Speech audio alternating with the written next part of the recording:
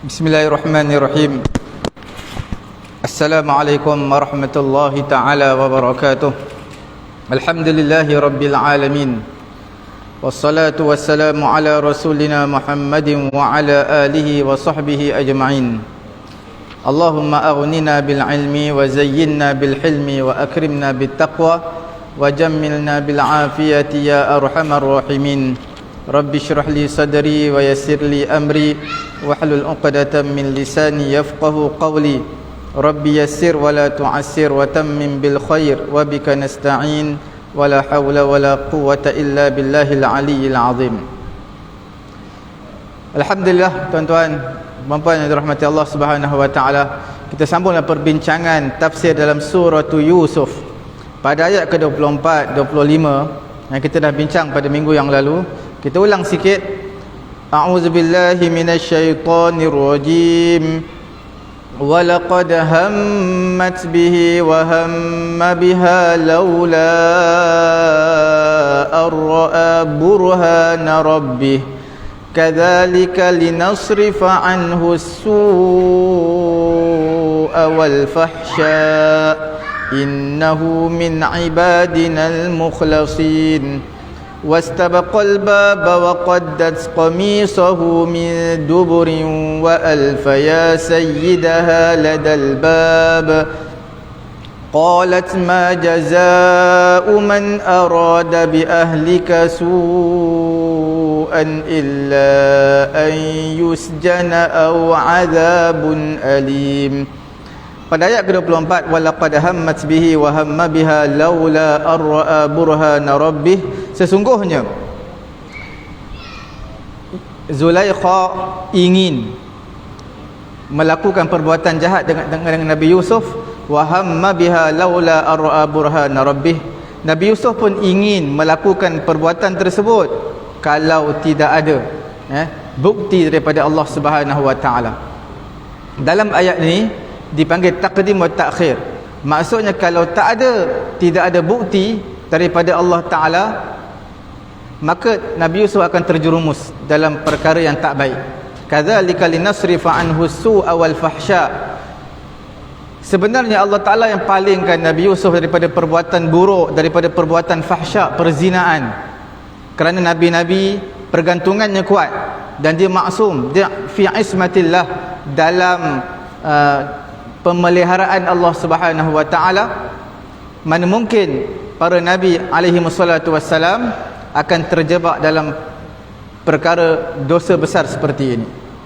Jadi Allah Taala alihkan Nabi Yusuf daripada perkara yang tak baik ini. Innahu min ibadinal mukhlasin, sesungguhnya Nabi Yusuf alaihi salatu wassalam termasuk di kalangan hamba-hamba kami yang diselamatkan oleh Allah Subhanahu wa taala.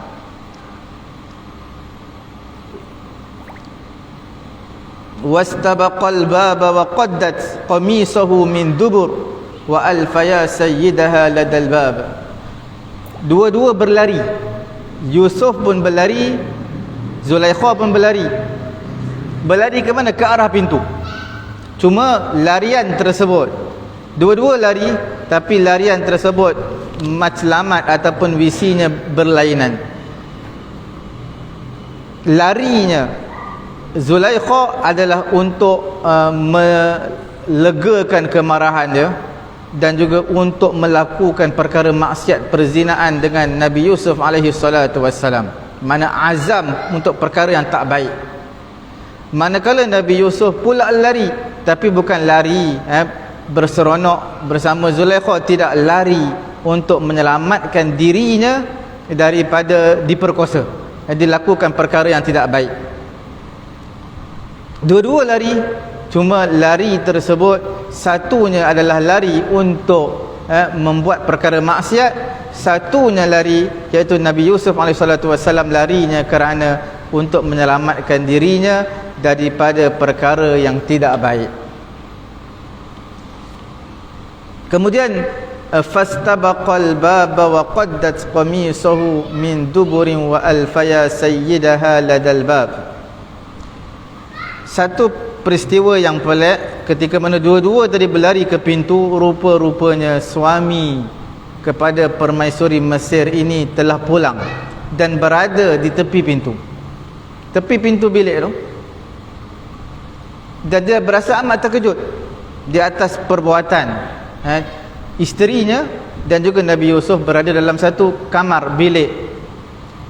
Wa alfaya sayyidaha ladal bab, dua-dua Yusuf, Zulaikha dan juga Zulaikha pada ketika itu mendapati suami Zulaikha ataupun tuan kepada Nabi Yusuf berada di pintu tersebut, pintu bilik. Apa lantas jawapan Zulaikha? Ma jazaa'u man arada bi ahlika fahishatan illa an yahbis. Tak ada balasan buruk orang yang nak buat jahat kepada isteri kamu, wahai Raja Mesir, wahai suamiku, melainkan orang seperti ini perlu dipenjarakan ataupun diberi hukuman yang sangat berat kerana telah buat jahat, memperkosa permaisuri Raja Mesir. Dalam ayat ini tidak disebutkan wa alfaya, disebutkan sayyidaha. Sayyidaha, tuannya. Tuan apa? Tuan kepada siapa? Kepada sayyid ini bermaksud tuan. Tapi tidak disebutkan dalam ayat ini tuan kepada Yusuf, kerana nak mengambil kira Nabi Yusuf bukan hamba sebenarnya. Dia adalah seorang yang merdeka. Cuma atas perbuatan khianat yang dilakukan oleh adik-beradik Nabi Yusuf, jadi mereka menganggap budak yang mereka jumpai di telaga kering ini adalah hamba. Sebenarnya bukan hamba. Sebab itu Quran tak kata wa alfaya sayyidahu, mereka berdua mendapati tuan Yusuf. Tidak, kerana Nabi Yusuf bukan hamba. Di sini letak sayyidah, tuan kepada permaisuri Mesir, kerana orang Arab pada ketika itu mereka akan panggil suami mereka adalah sayyid. Macam sebahagian negara Arab, bila dia nak panggil orang yang tak kenal, dia sayyidi, makna wahai tuan. Itu maksud dia. Pada ketika itu suami dipanggil sayyid. Satu penghormatanlah kepada suami. Kemudian kita lihat pada ayat yang sebelum ni, ayat ke-24, mana mungkin Nabi Yusuf ingin melakukan kejahatan. Sebab itu dalam ayat ni bagi tahu, ayat 24, wa hamma biha laula arra burhana rabbih. Kalau tak ada bukti daripada Allah, pasti Nabi Yusuf ingin untuk melakukan kejahatan tersebut. Dia sama juga seperti mana seseorang kata, kalaulah aku tak takutkan Allah, aku dah bunuh lama dah kamu. Sebab aku takut Allah, aku tak bunuh kamu. Kalaulah aku tak takut Allah, dah lama dah aku pukul kamu, dah lama aku cincang kamu. Itu begitulah sebenarnya ayat Al-Quran. Kalaulah tidak ada bukti daripada Allah Subhanahu Wa Taala, maka Nabi Yusuf akan terjerumus dalam perkara yang tidak baik ini. Kemudian yang dimaksudkan dengan hamma ini adalah satu lintasan hati. Lintasan ini, yang untuk pengetahuan tuan-tuan yang dirahmati Allah Subhanahu Wa Taala, adalah satu at-tabi'ah al-bashariyah, satu fitrah, satu tabiat manusia. Tuan-tuan bila lihat orang naik kereta besar, terlintas di hati, kalau aku ada duit aku nak beli juga macam tu. Terlintas, bukannya kata dia fikir ke apa, tak, terlintas macam tu. Tiba-tiba nampak pula motor baru keluar, dia tengok jiran dia beli, terlintas di hati dia, kalau ada duit lebih nak beli. Terlintas sekali lintas. Itu tidak diambil kira sebenarnya, perkara lintasan. Begitu juga ham di sini, itulah dimaksudkan dengan ham, lintasan sekali lalu. Dan syarak tidak mengambil kira perkara tersebut. Dan tidak dikatakan bagaimana harus kepada Nabi an yakuna minhu hamma bil ma'siyah. Bagaimana kita katakan dalam Quran menyatakan wa hamma biha laula arra burhana rabbih, Nabi ingin nak buat maksiat, sedangkan Nabi Yusuf itu Nabi, dia nak buat maksiat. Jadi di sini dalil dia adalah lintasan itu tidak diambil kira. Sebab lintasan ni bawah daripada azam. Azam ni kita nak buat sungguh-sungguh. Atas azam niat, bawah niat tu azam, bawah azam dipanggil ham. Setakat lintasan. Sebab itu dalam hadis Nabi kita ada sebut pada minggu yang lalu, idza hamma 'abdi bihasanatin faktubuha lahu hasanatan. Apabila seorang hamba ingin melakukan, dia nak buat tapi tak berazam lagi, cuma adalah lintasan tu ingin buat perkara baik, faktubuha lahu hasanatan, maka Allah Ta'ala perintahkan kepada dia, tulis malaikat, tulis untuk dia satu kebajikan, satu pahala. Dia tak buat lagi, tak apa, tulis. Fa in amilaha, kalau dia buat, faktubuha lahu bi asyri amsalha, tulis 10 kali ganda.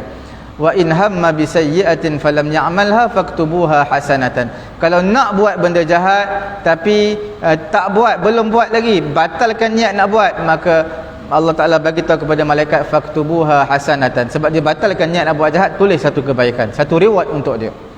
Fa innama tarakaha min jira'i, dia tinggalkan maksiat kerana takut ke Allah Subhanahu wa taala. Fa in amilaha, kalau dia buat juga benda jahat, faktubuha bimisliha, tulis satu kejahatan. Apa yang dimaksudkan al-burhan? Al-burhan, burhan ini adalah satu bukti Allah Subhanahu wa taala, iaitu al-ma'khuz 'alal mukallafin, yang difahami ke atas orang mukallaf, iaitu wajib menjauhi perkara-perkara yang haram. Ketika mana Zulaikha ajak Nabi Yusuf bersama dengan dia, jadi Nabi Yusuf tak mau, kerana apa? Kerana dia ingat orang-orang beriman ini adalah takut akan perkara-perkara maksiat, perkara-perkara yang haram. Ataupun burhan rabbih, bukti Allah Ta'ala, bermaksud hujah Allah, dia teringat akan hujah Allah mengenai dengan pengharaman zina. Ataupun dia teringat tentang hukuman perzinaan ini berat. Jadi jiwa Nabi-Nabi ini bersih daripada perkara-perkara yang tidak baik, sifat-sifat yang tercela. Jadi an-nubuwah al-mani'ah min irtikabil fawahish, sebenarnya kenabian akan melarang daripada melakukan dosa-dosa seperti ini. Jadi semua makna-makna ni hampir makna lebih kurang sama. Itu makna burhan, makna takut kepada Allah, teringat akan pengharaman zina, teringat akan azab Allah, hukuman Allah terhadap penzina.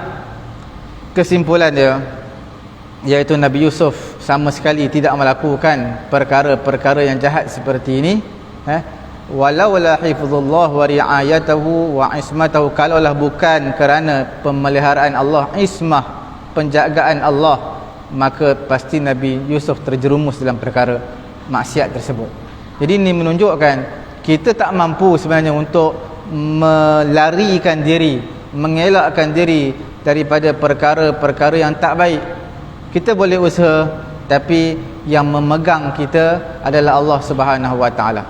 Mungkin kita boleh usaha untuk tak nak buat jahat, tapi kadang-kadang nafsu ada, syaitan pun datang, iblis pun datang, macam-macam godaan ada. Kesalahan itu pasti manusia lakukan, cuma nak minimizekan kesalahan yang kita lakukan. Okey, dalam ayat ini nak menunjukkan bila mana hubungan kita dengan Allah kuat, seperti mana Nabi Yusuf, maka Allah Ta'ala akan jaga dia. Perkara maksiat nak datang kan di depan mata, tapi Allah Ta'ala jaga Nabi Yusuf, kerana Nabi Yusuf berpegang teguh dengan perintah Allah Subhanahu wa Ta'ala. Mengikut tafsiran ulama, sebenarnya dalam keinginan Nabi Yusuf untuk melakukan maksiat ni ada dua pandangan ulama tafsir. Pandangan pertama menyatakan kalaulah sesungguhnya Nabi Yusuf tidak ada keinginan terhadap Zulaikha, yang mengajak dia buat jahat, kerana dia melihat bukti, teringat akan ayat larangan Allah Subhanahu wa taala daripada perzinaan. Itulah yang menegah Nabi Yusuf daripada teringin untuk melakukan perkara perzinaan. Pendapat yang kedua, tafsiran yang kedua,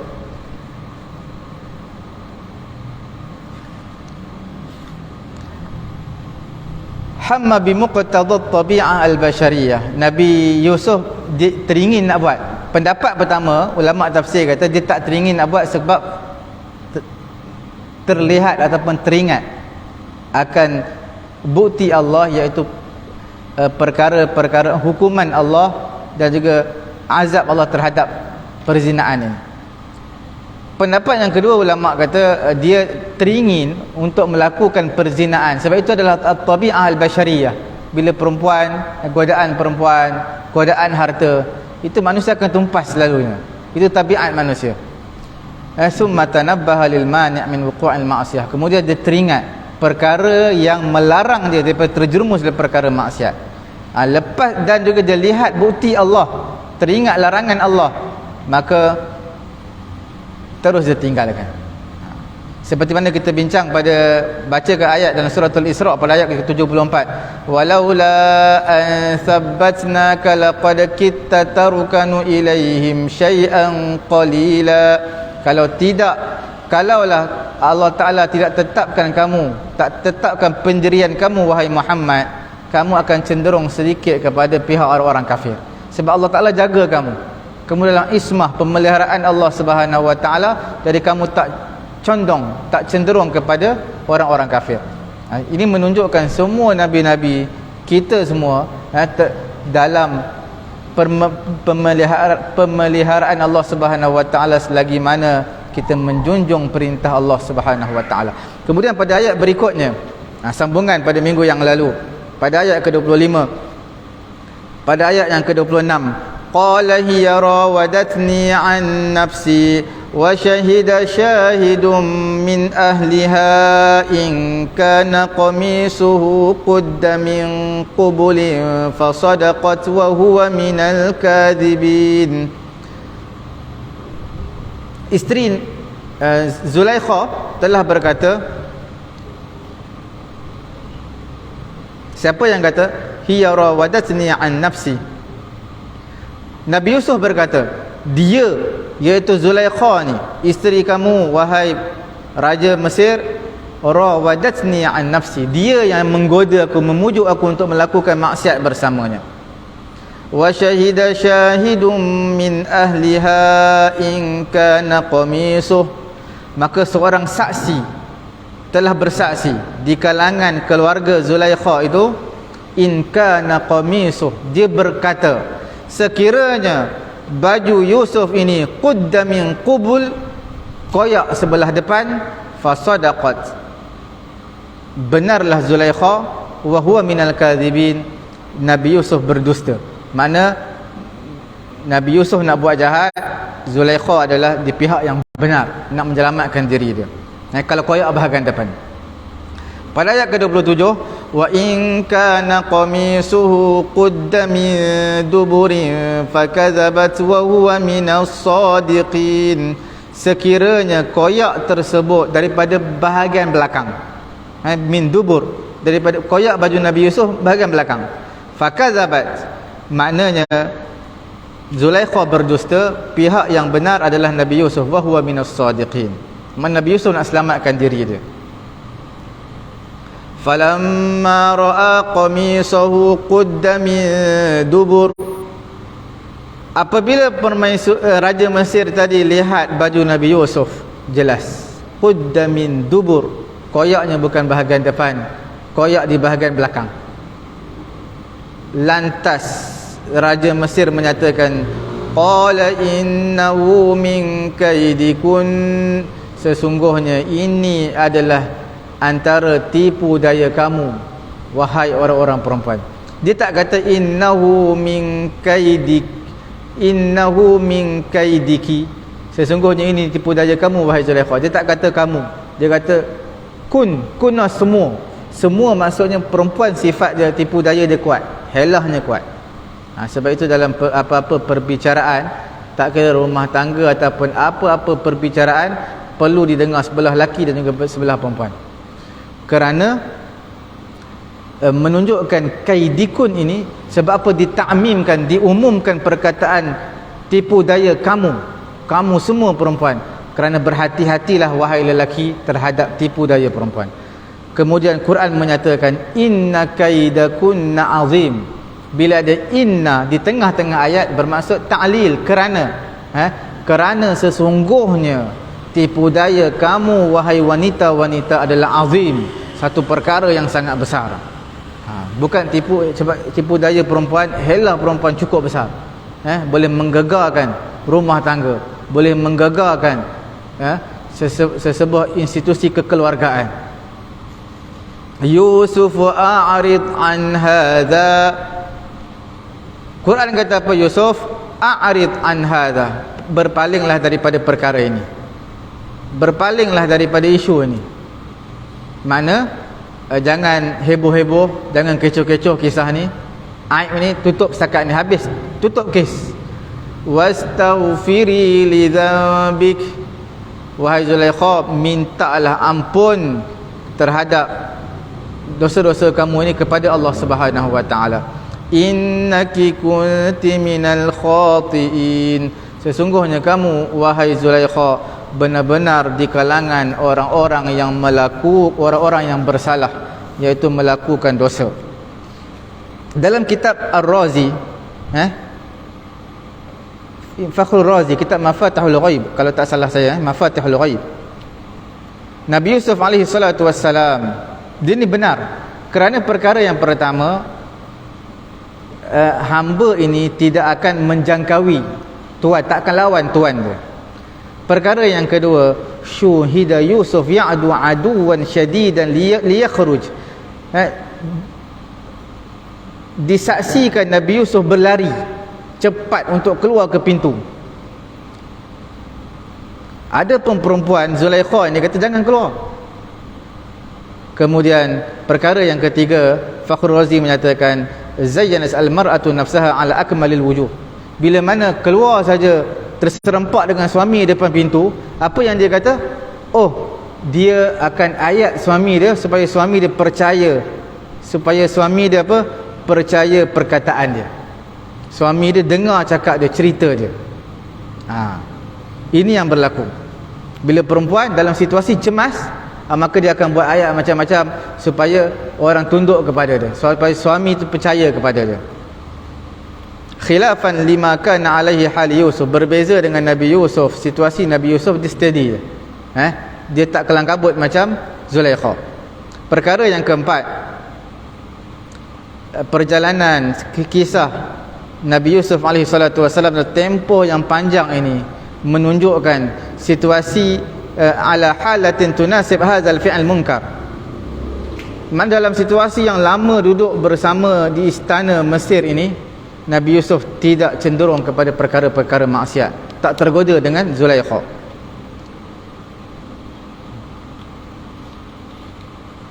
Kemudian seperti mana saya beritahu tadi, perempuan akan hiaskan percakapan dia. Dia tak jelas. Sepatutnya bagi tahu saya salah, abang, saya minta maaf atas kesalahan saya, di atas ketelanjuran saya. Tapi perempuan tak, dia tak akan mengaku kesalahan dia. Bahkan dia akan cerita supaya lelaki dia percaya kat dia, suami tu percaya kat dia. Nabi Yusuf tidak, dia cerita terus direct perkara benar. Itu perbezaan antara lelaki dan juga perempuan. Tuan-tuan sama lah, bila tuan-tuan mungkin ada anak lelaki, cucu lelaki dengan anak perempuan, cucu perempuan, hantar ke sekolah, mungkin perempuan ni ceritanya lebih, sekolah dia macam ni, anak lelaki dia diam. Apa yang belajar sekolah? Tak tahu belajar apa tadi. Dia faham, dia tahu dia belajar apa, cuma dia tak nak cerita. Macam itulah kalau berlaku dalam masalah rumah tangga dan sebagainya, yang banyak berceritanya isteri. Suami ni selalu dia pendam je, isteri dia pendam juga, tapi dia banyak bercerita. Suami tak, dia bukan style macam tu, orang lelaki. Kemudian kita lihat sebahagian di kalangan ulama menyatakan apa dia? Iaitu sentiasalah perempuan ini, perempuan wanita ini cenderung kepada Nabi Yusuf dengan kecenderungan syahwat. Sebab terlampau cantik, handsome sangat Nabi Yusuf alaihi salatu wassalam, sehingga Allah Ta'ala mencampakkan haibatun nubuwah, satu kehebatan kenabian yang ada pada Nabi Yusuf, sampai tenggelam kecantikan tu, orang takut. Tenggelam kecantikan tu nampak, tapi orang tak berani. Sebab apa? Sebab nampak nubuwah itu. kenabian tu. Kenabian tu mengatasi segala-galanya.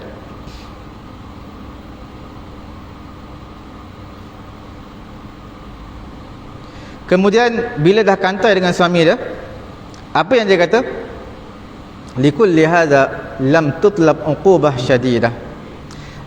Dia tak minta, lam tatlub uqubatan syadidan. Dia tak minta supaya Nabi Yusuf di penjarakan seumur hidup, tak. Sebab dia tahu dia masih sayang kepada Yusuf alaihi salatu wassalam. Kecintaan dia masih tiada batasan terhadap Nabi Yusuf. Wa innama aradat an yahbis yawman aw aqal.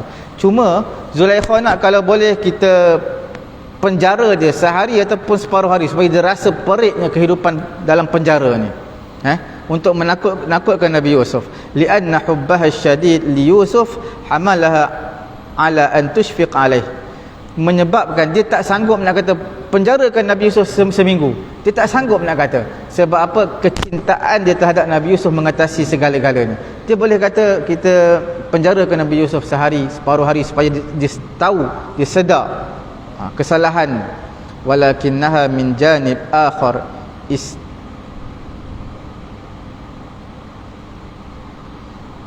istahyat an taqul inna Yusuf qasadani bisu. Sebenarnya dari sudut yang lain, dia malu, dia nak kata apa? Nabi Yusuf ini nak kepada aku. Dia malu nak cakap. Sebab mungkin dari segi rupa dia dengan Nabi Yusuf mungkin jauh beza. Zulaikha dengan Yusuf alaihi salatu wassalam. Dia malu nak kata Nabi Yusuf nak buat jahat dengan dia. Nabi Yusuf nak perangkap, nak jerat dia. Nabi Yusuf nak burukkan nama Raja Mesir. Dia tak berani kata sebab dia rasa malu. Sebab Nabi Yusuf semenjak sekian lama duduk di istana Mesir ni tak buat apa-apa masalah, tak buat apa-apa problem. Kemudian kita lihat sikit mengenai dengan dalil-dalil ismatul anbiya. Allah Ta'ala jaga Nabi-Nabi. Dalil yang pertama, inna zina min munkaratil kabair. Zina ni satu dosa besar, satu pengkhianatan. Mana mungkin Nabi Yusuf rajanya bagi tempat yang terbaik, hidangan terbaik, tempat selesa, mana mungkin dia nak balas kebaikan tersebut dengan kejahatan. Ini tak akan berlaku. Orang biasa pun tak berlaku kalau orang ada sifat ihsan, lebih-lebih lagi Nabi alaihi salatu wassalam. Kemudian dalil yang kedua, mahiyata su' wal fahsya masrufa 'anil nabi. Perkara jahat, perzinaan ini selalunya akan dipalingkan daripada Nabi. Kejahatan itu sendiri Nabi tak buat sebab Nabi maksum. Tambah-tambah zina. Sebab itu Quran sebut tadi kadzalika linasrifa anhu su'a wal fahsya. Kami palingkan kejahatan, fahsya. Fahsya dalam Quran makna zina. Sebab itu dalam kita baca Quran, inna salata tanha 'anil fahsya'i wal munkar. Munkar perkara jahat, fahsya perkara jahat juga, tapi fahsya khusus untuk zina dalam Quran. Kemudian Allah Subhanahu wa taala menjadikan Nabi Yusuf alaihi salatu wasallam min ibadihil mukhlasin. Orang Allah Taala selamatkan dia daripada perkara-perkara yang tak baik. Ini rentetan daripada surah As-Sad ayat 47. Inna akhlasnahum bi khalisatin dzikrad dar wa innahum 'indana laminal mustafainal akhyar.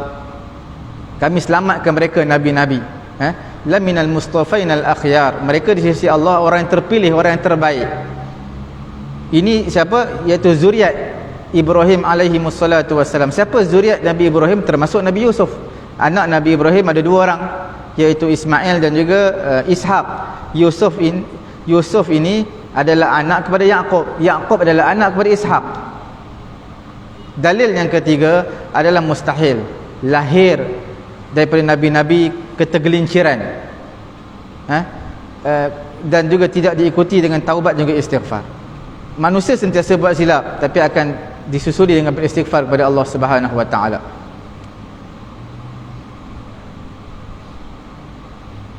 Kemudian kita lihat dalam peristiwa kisah Nabi Yusuf alaihi salatu wassalam ada perkara yang berkait. Antaranya dalam episod siri kisah perjalanan cerita Nabi Yusuf alaihi salatu wassalam yang terbabit dalam babak lakonan cerita ini iaitu isteri kepada permaisuri Mesir, iaitu Zulaikha. Suami dia, siapa suami dia? Raja Mesir. Wan niswah, niswah ni wanita-wanita yang berada di kota Mesir, sebab mereka aibkan isteri permaisuri Mesir. Mereka mengumpat, mereka kata apa punya permaisuri Mesir, dengan hamba sendiri pun boleh tergoda, dengan hamba pun nak melakukan perkara yang tak baik. Kemudian dalam kisah ini juga ada asyuhud. Siapa itu syuhud? Iaitu orang yang menyaksikan perbuatan jahat Zulaikha terhadap Nabi Yusuf, dan juga iblis, dan juga Allah Subhanahu wa taala. Semua ini mereka bersaksi terhadap bebasnya Nabi Yusuf daripada dosa dan juga maksiat, walaupun dalam environment yang tak baik pada ketika itu. Kemudian ulama menyatakan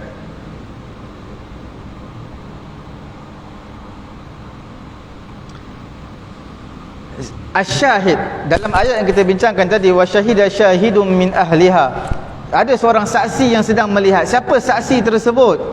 Ini pelbagai pandangan ulama tafsir. Antaranya dikatakan adalah tiflun, kanak-kanak. Siapa itu kanak-kanak? Kita lihat dulu siapa dia. Ada 3 pendapat. Ketika mana babak-babak antara Nabi Yusuf dan juga Zulaikha, ketika mana Zulaikha kata hai talak, qalat hai talak, qala ma'azallah. Nabi Yusuf panggil, Zulaikha panggil, wahai Yusuf, kamu kemari. Maka Nabi Yusuf kata, qala ma'azallah, aku minta berlindung kepada Allah Subhanahu wa taala daripada perkara jahat ini. Ada orang yang menyaksikan lakonan tersebut, peristiwa tersebut. Adakah dia kanak-kanak ataupun orang dewasa? Adakah dia manusia ataupun baju yang menyaksikan? Di sini ada 3 pendapat. Pendapat yang pertama adalah ibnu ammin laha. Ibnu ammin laha adalah anak kepada pakcik Zulaikha, mana sepupu dia yang telah dewasa. Rajulan hakiman, dia seorang yang bijaksana, seorang yang berfikiran matang, dan juga mempunyai pendapat yang bernas. Dia yang menyuarakan, sekiranya koyak baju Nabi Yusuf, koyaknya di bahagian depan, maka itu adalah Nabi Yusuf yang nak buat jahat. Kalau koyak di bahagian belakang, maka menunjukkan perempuan ini, Zulaikha, yang nak buat jahat kepada Nabi Yusuf. Maka bila dilihat rupanya koyak di bahagian belakang, maka ibnu ammiha, maka sepupunya kata, innahu min kaidikun, inilah tipu daya wanita. Sebab dia yang buat jahat, dia kata orang lain yang jahat. Kemudian dia berkata kepada Yusuf, a'rid an hadha waqtumhu, kamu pergi wahai Yusuf dan kamu sembunyikan cerita ini. Dan sepupu kepada Zulaikha ni kata, istaghfiri li zambik, minta ampun kepada Allah Subhanahu wa taala. Ini satu pendapat di kalangan ulama tafsir, taifah kabirah minal mufassirin, tetapi bukanlah satu jumlah yang kecil yang menyatakan wa syahida syahidun, yang menyaksikan itu adalah sepupu kepada Zulaikha, sepupu yang dewasa, bukan yang kecil. Ini satu golongan ulama mufassirin, satu golongan yang jumlah yang besar yang menyatakan pendapat pertama ini. Pendapat yang kedua, pendapat Ibnu Abbas dan juga satu jamaah menyatakan asyahid, yang menyaksikan peristiwa ini, siapa dia? Sabiyan, kanak-kanak. Antaqahullahu ta'ala fil mahdi, kanak-kanak, baby, masih dalam buaian lagi, tapi Allah Ta'ala bagi dia cakap, dia boleh bercakap. Diriwayatkan daripada Ibnu Jarir, hadis yang marfu' daripada Ibnu Abbas daripada Nabi SAW, takallama arba'atun wa hum sighar, 4 golongan yang boleh bercakap waktu ketika kecil. Yang pertamanya adalah Ibnu Masyitah binti Fir'aun. Siapa dia? Iaitu anak Masyitah binti Fir'aun. Masyitah ini adalah orang yang sikatkan rambut siapa? Rambut anak perempuan Fir'aun. Ibnu Masyitah, anak Masyitah. binti Fir'aun. Masyidah ini adalah anak Fir'aun. Sebab dia kata binti Fir'aun, Masyidah binti Fir'aun. Masyidah ini dia mempunyai seorang anak laki-laki. Bila mana dia masyid, mana tukang sikat rambut. Mishtun tu sikat. Mishtun sikat, masyid orang yang menyikatkan rambut. Satu ketika dia sikat rambut, terjatuh. Mungkin disebut nama Allah. Maka kanak-kanak ni mengadulah kepada Fir'aun. Disebut ada Tuhan selain daripada Fir'aun. Maka Fir'aun bukan, saya tersilap cerita dia. Kalau tak salah Ibnu Masyidah, kalau tak salah saya tak apa nak ingat secara keseluruhan cerita. Ibnu Masyidah adalah yang mana ketika mana dia dukung anak dia nak dicampakkan dalam api, kemudian dia takut. Anak dia kata terjun dalam api, tak apa, Allah Ta'ala bersama kita. Kalau tak salah saya, itu cerita mengenai Ibnu Masyidah. Dia boleh bercakap, dia baby lagi, tapi dia bagi tahu kepada mak dia, jangan takut, terjun je dalam api, Allah Ta'ala bersama kita, kita di pihak yang benar. Dia baby lagi tapi boleh bercakap dengan mak dia. Yang kedua adalah Syahidu Yusuf, orang yang menyaksikan peristiwa Nabi Yusuf ini. Dia baby lagi, dia tak tahu apa pun. Zulaikha nak buat jahat dengan Yusuf, tetapi dia tak tahu apa. Bila tak tahu apa, dia boleh bercakap walaupun dia baby. Macam mana boleh bercakap? Itulah dalam hadis sebut takallama arba'atun wa hum sighar. 4 baby yang boleh bercakap ketika kecil. Yang ketiga sahibu Juraij, tuan kepada Juraij, baby kepada Juraij. Juraij ini dalam Sahih Muslim diceritakan, Sahih Bukhari juga Muslim, muttafaqun alaih, diceritakan dalam hadis Bukhari juga Muslim, Juraij ini orang yang rajin semayang. Dia ada satu tempat, ma'bad, tempat ibadat dia. Dia antara orang yang abid, dipanggil ahlul abid, yang kuat semayang.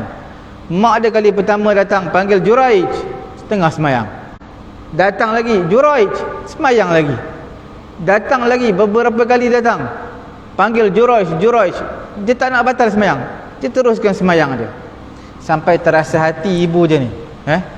Bukan semayang fardu tak boleh batal lah. Semayang fardu sebab wajib. Ni semayang sunat. Takkanlah mak dia setiap kali 10 kali datang, takkanlah mak dia 10 kali datang 10 kali semayang fardu. Jadi maknanya dia semayang sunat, tapi dia tak nak apa? Dia tak nak batalkan semayang dia. Dia cukup sayang semayang dia ni. Sanggup ketepikan mak dia. Jadi mak dia doa tau. Doa mak ibu ni makbul. Dia doa, wahai Allah, sebelum aku mati, aku nak tengok anak aku ini difitnah oleh seorang pelacur. Rupanya benar-benar terjadi. Seorang wanita ni, dia suka melepak ataupun suka melepak di mana tempat Juraij ini beribadat. Satu ketika dia melahirkan anak. Bila melahirkan anak, orang tanya, anak siapa ni? Dia kata ini hasil daripada Juraij yang dekat dalam pondok tu, yang sedang beribadat tu. Orang kampung marah dia. Orang kampung punya marah sampai robohkan tempat ibadat pondok yang Juraij laksanakan solat ni. Terkejut dia. Sebab apa? Sebab perempuan ni kata benih kanak-kanak ini adalah hasil daripada Juraij. Mana dia telah berzina dengan perempuan. Padahal bukan Juraij yang berzina. Kanak-kanak baby ni bagi tahu, ayah aku adalah si pengembala kambing, bukan Juraij. Ini adalah kanak-kanak yang boleh bercakap. Kita nak bagi tahunya baby ni boleh bercakap pada zaman Juraij. Juraij ini pada zaman Bani Israel lah, sebelum zaman Nabi Muhammad ni. Dia boleh bercakap. Macam mana boleh berlaku peristiwa ini? Sebab dia utamakan semayang lebih berbanding ibu dia. Ibu dia ketepikan, maka ibu dia doa ibu makbul, terus dimustajabkan Allah. Benar, dia telah difitnah dengan seorang pelacur. Last kali satu kampung marah dia, pukul dia, robohkan tempat ibadat dia. last kali kanak baby tu bagi tahu, ayah aku bukan Juraj, ayah aku adalah pengembala kambing. Kanak-kanak baby yang keempat yang boleh bercakap adalah Isa bin Maryam. Isa ni orang-orang Yahudi kata apa? Nabi Isa ini adalah anak zina. Macam mana ibu dia Maryam ni boleh lahir anak, suami tak ada? Nabi Isa bercakap, qala inni abdullah atani alkitaba wa ja'alani nabiyya. Aku ni adalah hamba Allah. Nabi Isa boleh bercakap waktu kecil, waktu baby. Jadi empat kanak-kanak ataupun baby yang boleh bercakap dalam hadis. Itu pendapat kedua yang dipegang oleh Ibnu Abbas dan satu jamaah di kalangan ulama mufassirin. Pendapat yang ketiga, dia kata apa? Pendapat yang ketiga kata annadzalika syahid huwal qamis. Yang menjadi saksi itu baju. Ini Imam Razi kata ini pendapat yang cukup lemah lah. Sebab apa? Baju tak boleh cakap. Walaupun tak mustahil boleh bercakap, tapi baju tak, memang sifat tak boleh bercakap. Jadi tak boleh kita nisbahkan dia bercakap. Apabila telah jelas jelas Raja Mesir ni kebenaran berpihak kepada Nabi Yusuf, dan juga isterinya telah melakukan satu qazaf, tuduh Nabi Yusuf nak berzina dengan dia, dan perkara yang telah jelas, penduduk di kota Mesir pun dah jelas tentang bebas Nabi Yusuf daripada tuhmahan ini. Maka Al-Aziz, Raja Mesir, ataupun Asy-Syahid, orang yang menyaksikan perkara ini, menyatakan innahu min kaidikun, ini adalah tipu daya kamu sahaja, ini adalah helah kamu sahaja. Inna kaidakunna azim, sesungguhnya tipu daya orang perempuan ini amat dahsyat, memberi kesan pada jiwa manusia. Gharibun la yaftun lahur rijal, tipu daya wanita ini cukup hebat dan istimewa sampai lelaki tak terjangkau perangkap yang nak dilakukan oleh wanita ini.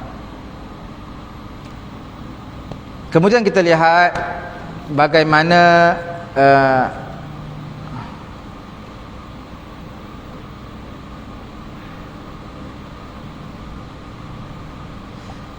kesimpulan dia apa? Berhati-hatilah dengan fitnah wanita, kerana fitnah wanita itu sangat berat dan sangat besar. Daripada Abu Hurairah dia menyebutkan Nabi SAW bersabda, inna kaidan nisa'i a'zam min kaidis syaitan, sesungguhnya helah tipu daya wanita itu adalah lebih besar berbanding dengan tipu daya syaitan. Nampak, helah, perangkap, jerat wanita itu lebih besar berbanding jerat syaitan. Syaitan dah besar jerat dia, tapi wanita lagi besar. Maknanya dia lagi kepala daripada syaitan, jadi menjadi ketua daripada syaitan. Kerana itu Allah Ta'ala menyatakan mengenai dengan tipu daya helah wanita, Allah Ta'ala kata inna kaidakunna azim, tipu daya dia berat, besar. Tapi bila sampai tipu daya syaitan, Allah Ta'ala kata inna kaidasyaitani kana dha'ifa, tipu daya syaitan ni tipu daya yang lemah, yang dhaif, yang tak kuat. Tapi tipu daya wanita, Quran rakamkan azim, sangat berat dan sangat besar. InsyaAllah tuan-tuan, kita akan masuk pada kuliah tafsir yang berikutnya pada bulan hadapan, insyaAllah pada hari Rabu minggu yang kedua pada tahun baru 2023, pada bulan depan ataupun pada tahun hadapan. Nampak tahun depan macam jauh sangat, sebenarnya bulan depan. Kita akan sambung pada ayat yang ke-30, bagaimana cerita yang berikutnya tersebar, kisah dah jadi viral. Penduduk Mesir dah tahu dah betapa hinanya Zulaikha ni, sampai sanggup menggadaikan jiwa je untuk hamba Yusuf. Tapi tuan-tuan kena faham, Zulaikha tak berdiam diri. Kamu nak kata kat aku sampai tahap macam tu, okey, aku panggil kamu semua datang rumah aku bagi makan, bagi hidangan semua. Dan dia ada jarak dia tersendiri. Zulaikha ini dia ada rancangan dia tersendiri, ajak datang makan, bagi buah, bagi daging semua, bagi pisau, kemudian panggil Nabi Yusuf lalu je Nabi Yusuf terkejut dia, terkejut wanita-wanita Mesir ni. Terkejut sebab apa? Mereka kata wa qulna hasya lillah ma hadza basharan in hadza illa malakun karim. Subhanallah, ini bukan manusia ni, ini malaikat ni. Sebab mereka nak kata manusia tak cantik macam ni. Ni malaikat ni. Sebab mereka bila nampak satu benda yang pelik, yang sangat indah, mereka akan disembah kepada malaikat. Nampak benda yang jahat, benda yang buruk sangat, ni syaitan. Jadi bila lihat Nabi Yusuf ni, terkejut mereka kata, ini bukan manusia biasa ni, ini malaikat ni yang menyerupai manusia. Kita akan bacakan bagaimana kota Mesir, wanita-wanita Mesir, mereka viralkan cerita Zulaikha dan juga Yusuf. Dan Zulaikha tak berdiam diri. Dia kata, ini bukan satu ujian yang biasa, ujian yang berat bagi aku nak panggil kamu semua lihat sendiri Nabi Yusuf alaihi salatu wassalam. Cukup sekadar ini dulu kuliah kita pada malam ni. Semoga Allah Ta'ala memberi kefahaman kepada saya dan juga tuan-tuan, insya-Allah, dalam memahami kisah perjalanan Nabi Yusuf AS, supaya dapat diteladani dalam kehidupan kita bagaimana pengorbanan perjuangan Nabi Yusuf dalam menempuh ranjau-ranjau kehidupan. Perjalanan yang begitu panjang, yang begitu jauh, dengan penuh ujian, tapi dia melangkah satu persatu. Dan sekali Allah Ta'ala memberi satu kebahagiaan, satu ketinggian kepada Nabi Yusuf AS. Subhanallahumma wa bihamdihi, subhanakallahumma wa bihamdika, asyhadu an la ilaha illa anta, astaghfiruka wa atubu ilaik. Bismillahirrahmanirrahim. Alhamdulillahi rabbil alamin, wassalatu wassalamu ala rasulina Muhammadin wa ala alihi wa sahbihi ajma'in. Allahumma anfa'na bima 'allamtana wa 'allimna ma yanfa'una wa zidna 'ilma. Alhamdulillahi ala kulli hal wa na'udzu billahi min hali ahli an-nar. Wa sallallahu ala sayyidina Muhammad wa ala alihi wa sahbihi ajma'in. Walhamdulillahi rabbil alamin. Taqabbalallahu minna.